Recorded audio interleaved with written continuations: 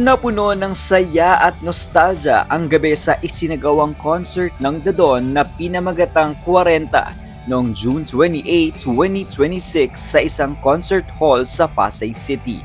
Simula pa lang ng concert ay kitang-kita ang pananabik ng mga fans na mula pa noong dekada 80 ay nakasuporta at nakasubaybay sa banda.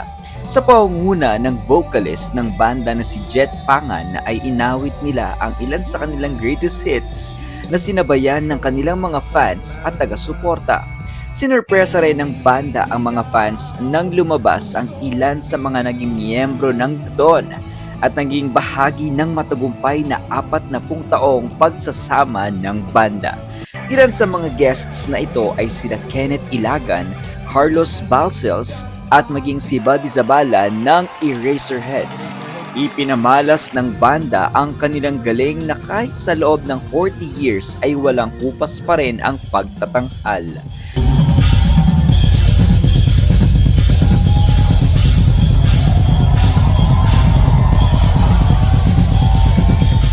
Sa pagtatapos ng show ay inawit ng banda ang pinakasikat nilang kanta na Salamat.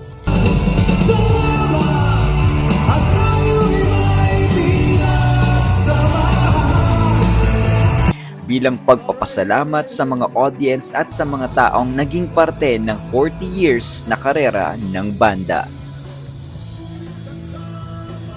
I like the whole show. I mean, you can't just pick one part, but if you want me to pick one, it would be Jet Pangan singing. 100%. He's the best singer ever. Thank you so much for the music and